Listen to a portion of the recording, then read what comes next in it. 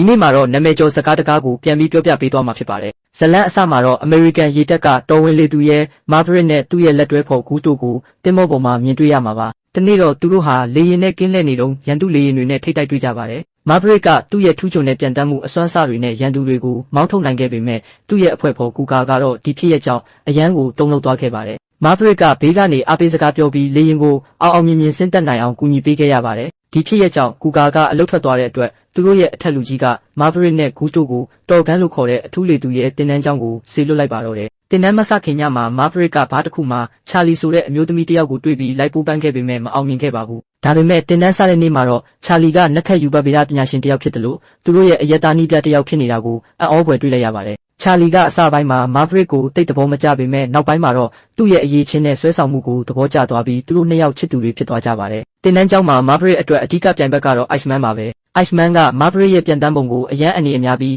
တဦးချင်းထူးချွန်ပေမဲ့အဖွဲ့အစည်းစိတ်ဓာတ်မရှိဘူးလို့မြင်တဲ့သူပါ။သူတို့နှစ်ယောက်ဟာတော့ကန်စုဖလားကိုရဖို့အတွက်အပြိုင်ဆိုင်စူးစမ်းကြပါတော့တယ်။လေ့ကျင့်ရေးတစ်ခုမှာ Maverick ဟာအဖွဲ့ဖော်ကိုထားခဲ့ပြီးနီးပြပိုက်ပါကိုတယောက်ထဲလိုက်တိုက်ခဲ့လို့ထောင်ချောက်ထဲမိပြီးရှုံးနိမ့်သွားခဲ့ရပါတယ်။ဒီဖြစ်ရပ်ကနေအဖွဲ့အစည်းစိတ်ဓာတ်ရဲ့အရေးကြီးပုံကိုသူစတင်နားလည်လာခဲ့ပါတယ်။ဂူးစီရဲ့ဇနီးကယ်ရိုနဲ့တားလေးတို့အလဲလာတဲ့အချိန်မှလည်းသူတို့ကြားကစီးလုံးမှုကိုပိုပြီးခံစားရစေပါတယ်။ဒါပေမဲ့ကန်ဆိုးမိုးမောင်ကြတဲ့နေ့တစ်နေ့ရောက်လာပါတယ်။ Iceman နဲ့ Maverick တို့အပြိုင်အဆိုင်လေ့ကျင့်နေတော့ Iceman ရဲ့လေယာဉ်ကလမ်းကြောင်းပိတ်တယ်လို့ဖြစ်သွားလို့ Maverick ရဲ့လေယာဉ်ဟာ Jet Engine လေးဝေထဲမိသွားပြီးထိန်းချုပ်မရပဲပြစ်ကျပါတော့တယ်။လေယာဉ်ပေါ်ကနေအရေးပေါ်ခုန်ထွက်တဲ့အချိန်မှာဂူးစာလေယာဉ်အမိုးနဲ့ခေါင်းနဲ့ရိုက်မိပြီးအသက်ဆုံးရှုံးသွားခဲ့ရပါတယ်။ Maverick ဟာသူ့ရဲ့အရင်နှီးဆုံးတငယ်ချင်းတည်ဆုံမှုအတွက်ကိုအပြစ်တင်ပြီးအလုတ်ထွက်ဖို့အထိစဉ်းစားခဲ့ပါတယ်။ဒါပေမဲ့နီးပြပိုက်ပါက Maverick ရဲ့ဖခင်ဟာလည်းသူရဲကောင်းပိသားစွာတိုက်ပွဲဝင်ရင်အသက်ပေးသွားခဲ့တာလို့အမှန်တရားကိုပြောပြပြီးအားပေးခဲ့တဲ့အတွက် Maverick တယောက်ပြန်တမ်းဖို့ဆုံးဖြတ်ခဲ့ပါတယ်။တင်တန်းစင်းပွဲမှာ Iceman ကစုဖလားရသွားခဲ့ပေမဲ့ချက်ချင်းဆိုသလိုပဲသူတို့အားလုံးဟာ